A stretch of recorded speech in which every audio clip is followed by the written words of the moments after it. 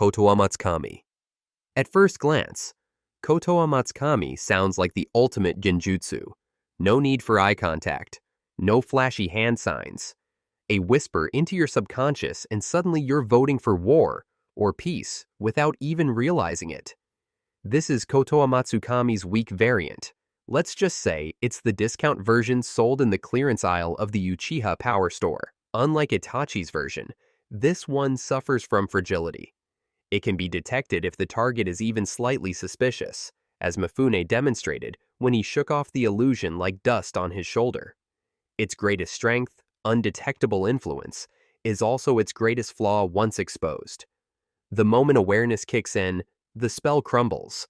Unless you're juiced up with Hashirama cells, the cooldown is over 10 years. That's longer than the wait for a good Naruto filler episode. In theory, this ability could flip entire negotiations or infiltrate enemy ranks silently. In practice, it's like trying to win a ninja war using nothing but rumors. Among the Mangekyō arsenal, this variant barely registers. It's outranked by nearly everything else, and even overshadowed by its own stronger form. A mental whisper in a battlefield of roars. For a second, if you're enjoying this deep dive into the Uchiha's most broken powers, don't forget to smash that like button, subscribe to AnimeZONE, and share this video with your fellow shinobi. Your support means the world and helps us bring you even sharper content daily. Oh, and trust us, the top 3 Mangekyō abilities will definitely catch you off guard. You think you know what's coming, but maybe not. Stick around till the end to see which jutsu takes the throne. And do you think this ranking makes sense? Drop your own top 3 Mangekyō picks and tell us why in the comments. We'd love to see what makes your list. Now, object manipulation technique. It sounds cool on paper.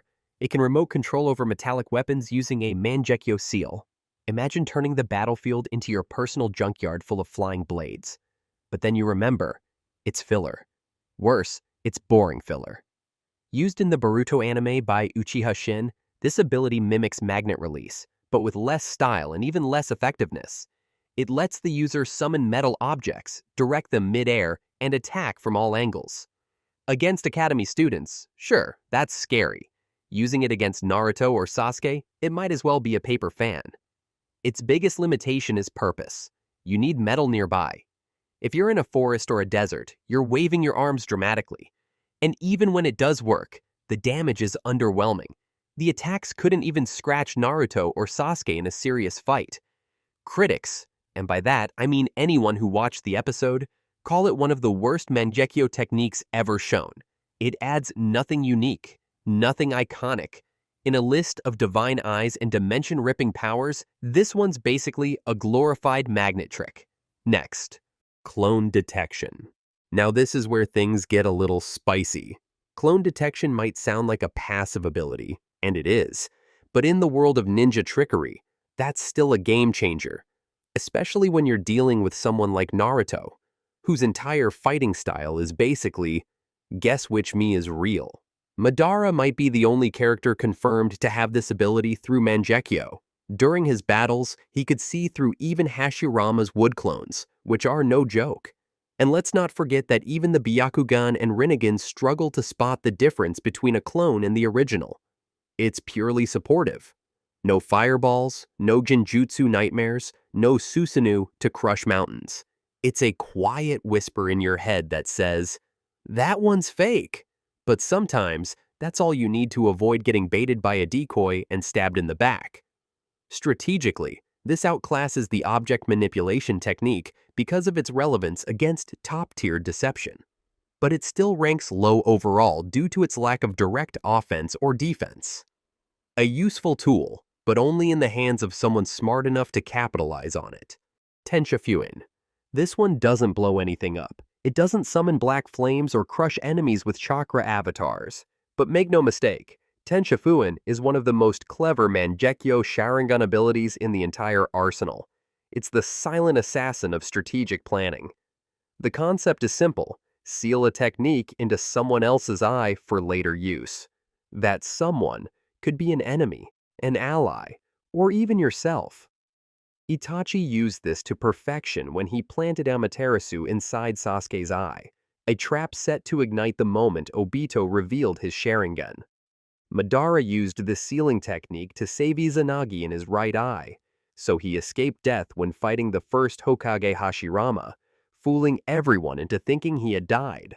What makes Tensha Fuuin so unique is how it turns time itself into a weapon. You're fighting someone today, but the real attack? It hits a year later, when they least expect it. However, this ability has zero direct combat value. It can't defend you, and it won't save you mid-fight. Everything hinges on preparation and the strength of the sealed technique. Tactically, it's a step above clone detection. It reshapes outcomes from the shadows. But in the middle of a battlefield where fireballs and Susanoo dominate, Tensha Fuuin feels more like a chess move than a sword swing. Amaterasu. Amaterasu. The name alone sends chills. Black flames that never die, said to burn for 7 days and 7 nights. This is Uchiha Hellfire, summoned not with hand signs, but with a look. Wherever the user focuses their gaze, the flames erupt, consuming everything. Itachi first showed us its raw power against Sasuke and later Nagato. Raikage's nearly indestructible arm, scorched, giant summons, reduced to ash. Amaterasu doesn't spread like normal fire. It doesn't crawl. It leaps. It targets. But that power comes at a cost. A big one. The flames take time to incinerate. Against fast or well-defended enemies, that delay can be fatal. Gaara's sand, Obito's Kamui, even Jiraiya's sealing techniques all manage to counter or block it. And every use drains chakra heavily, often leaving the user with bleeding eyes and blurred vision. In the Mangekyō tier list, Amaterasu is both iconic and flawed. It hits hard, but it doesn't always hit fast. It's been outperformed by more adaptable fire techniques like Kagutsuchi, which adds control to the chaos. Still, no one forgets the first time they saw it. Black fire. Unquenchable, unstoppable. At least in theory. Hinokagutsuchi. Now we step into lesser-known territory. Hinokagutsuchi. Think of it as Amaterasu's estranged cousin. It uses the same black flames, but this time, they're unleashed with sheer destructive force, often shown in anime filler and games like Ultimate Ninja Storm Connections. Unlike Amaterasu, which takes time to spread, Hinokagutsuchi feels more immediate. The flames explode outward, creating wide-area damage with terrifying speed. It's the kind of move you'd expect in a final boss fight. Big, loud, dramatic. And like Amaterasu, the flames don't go out until there's nothing left to burn. What sets this ability apart is its lack of clear counters. Since it only appears in filler and games, we haven't seen enemies deflect it with sand or seal it away. That mystery gives it an edge, at least in theory. But there's a catch. Because it's not canon, we don't know how much chakra it costs, how it truly works, or even who used it first. It likely shares the same drawbacks as Amaterasu, eye strain, chakra drain, but we can't be sure. Still, in this ranking, Hinokagutsuchi edges out Amaterasu. Simplicity, fewer known counters, faster execution. It may not be part of the main manga, but when it comes to firepower, it absolutely earns its place in the top 10. Kagutsuchi. If Amaterasu is raw, untamed fire, then Kagutsuchi is the hand that shapes it into a weapon. This ability takes the chaotic black flames of Amaterasu and molds them into precise tools. Swords, shields, even arrows, crafted with deadly intent. Sasuke showed us how far this power could go. By combining it with his Susanoo, he forged an arsenal of flaming projectiles and armor. No more waiting for the flames to spread. Now, he could strike targets instantly, manipulate flame paths, or form defenses on the fly. He turned Amaterasu from a slow-burning trap into a real-time battlefield tool. However, Kagutsuchi comes with conditions. First, it's tethered to Amaterasu. No flames, no manipulation. That means it inherits the same drawbacks: high chakra cost, severe eye strain, and vulnerability to absorption techniques like Path or Kamui. Also, fast-moving targets can dodge these flame constructs if the user lacks precision. What makes Kagutsuchi rank higher than Amaterasu is flexibility. It transforms a one-dimensional technique into something dynamic. But on its own, it doesn't create flames. It only shapes them. That limits its standalone impact. Tsukuyomi, for instance, doesn't need a combo setup to dominate. Still, as a support ability, Kagutsuchi gives Mangekyō users a creative edge. And that's rare in a world where most powers just burn, crush, or destroy. Tsukuyomi. Now we're getting into the mind games. Tsukuyomi isn't flashy like a Susanoo or explosive like Amaterasu. It doesn't need to be. One glance, just one, and you're trapped in a nightmare that lasts for days in your head, while only seconds pass in reality. Itachi wielded Tsukuyomi like a scalpel. With a look, he put Kakashi in a coma. In another scene, he shattered Sasuke's mental defenses before the fight had even begun. This genjutsu creates a pocket world where time bends to the user's will. It's easy for wanting to torture someone for 72 hours in 1 second. What makes it deadly is how little can stop it. It's useless for physical defenses. Gaara's sand, Susanoo armor, even shadow clones, they all fall short. The only counters are strong willpower, another Mangekyō Sharingan, or pure plot armor. That's why Itachi used it sparingly. It wasn't about flash, it was about breaking spirits. But there are limits. Eye contact is required, making it tricky in fast-paced fights. Plus, like many Mangekyō techniques, the toll on the user is steep. Chronic eye strain and a ticket to early blindness. Despite that, Tsukuyomi earns its place high in the rankings. It's a psychological weapon that ends battles before they even begin, not by force, but by fear. Izanami. Izanami isn't a flashy jutsu, it's a trap. A slow, creeping curse disguised as a genjutsu. Once you're caught, you relive the same moment endlessly, looping in time until your soul gives in. The only way out is accepting your truth. Designed to counter the overuse of Izanagi, this forbidden jutsu was built to humble the arrogant.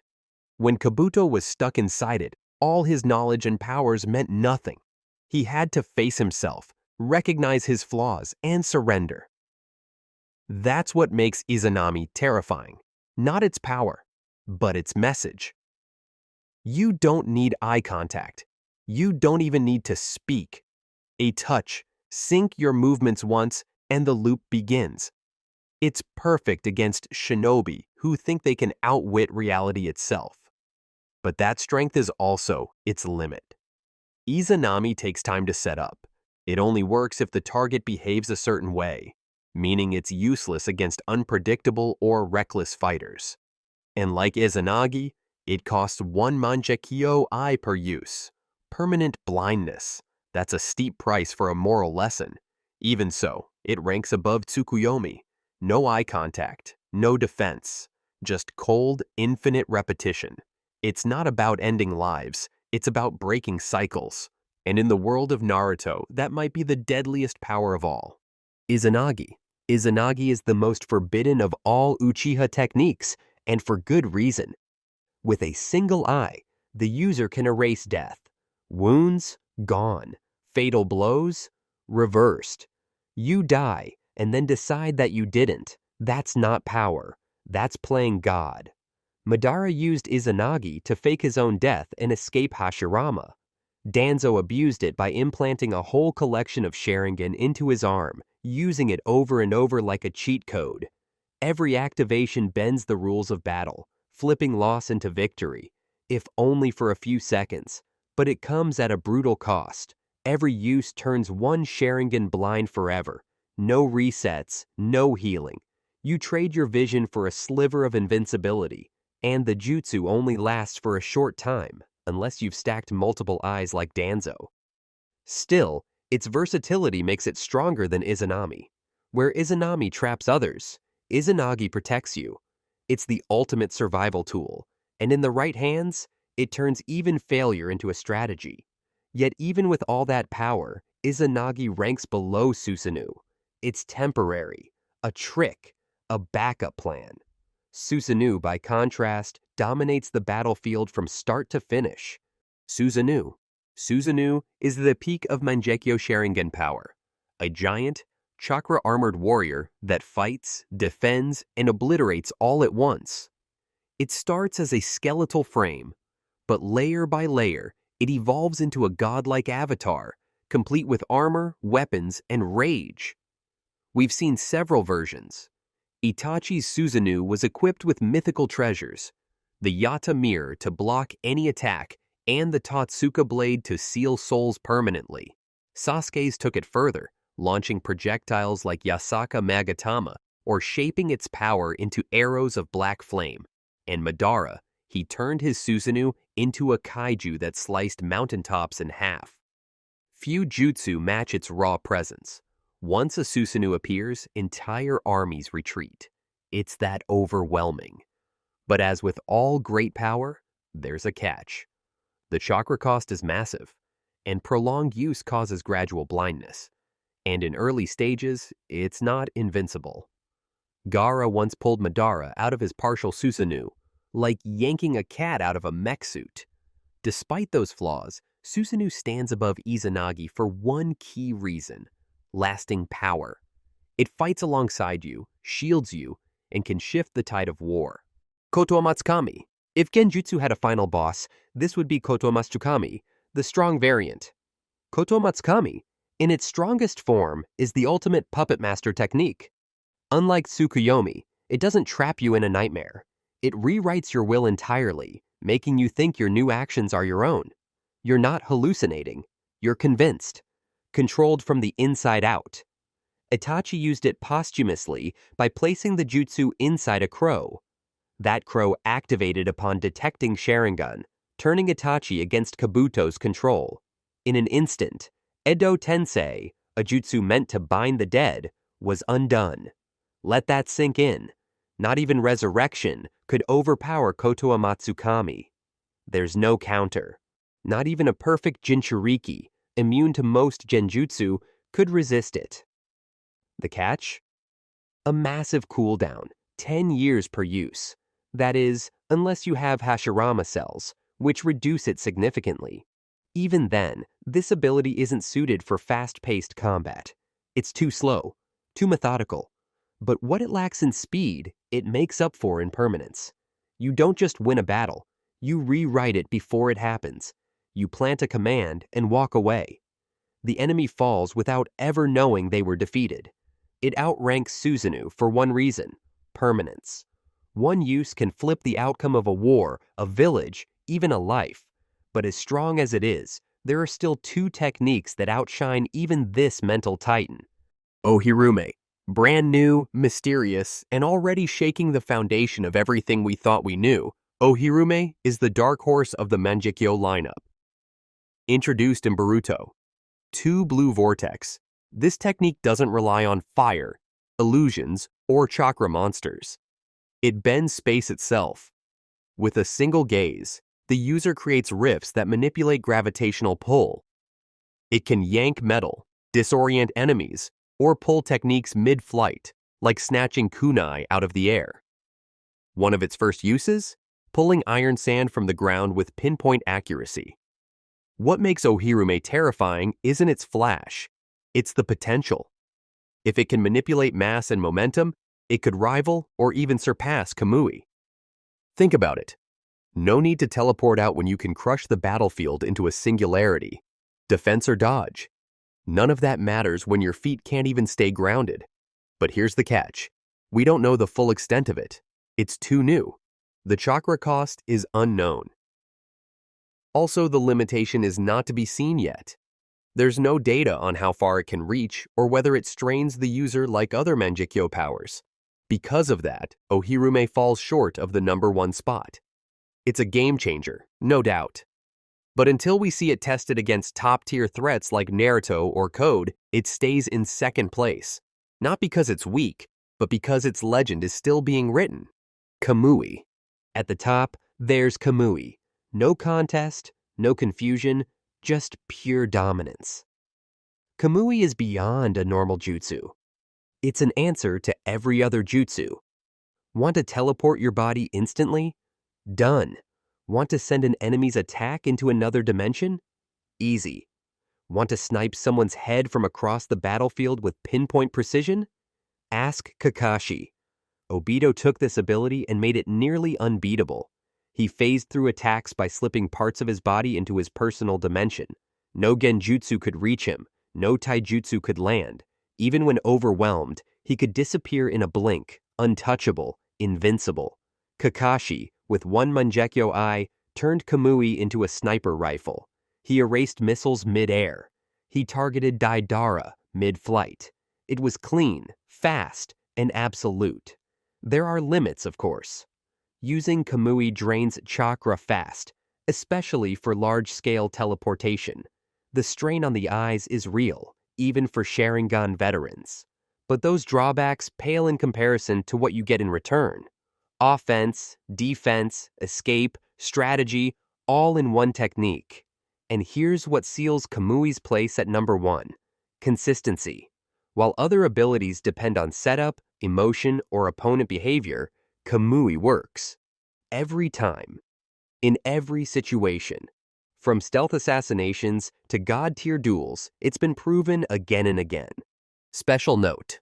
Time manipulation. Non-canon. Now for the wild card. The one ability so broken, it had to stay non-canon. According to Naruto Storm Generations and a few fake databooks, there's a rumored Sharingan ability that can rewind time 4 minutes with the left eye and freeze time for 2 minutes within a 5-kilometer radius using the right. If that sounds overpowered, it's because it is. Imagine losing a fight, rewinding 4 minutes, and correcting every move, or pausing everything around you to land the perfect strike. If real, this jutsu would rank right behind Kamui and Kotoamatsukami. Top 3. Easy, but it's unconfirmed.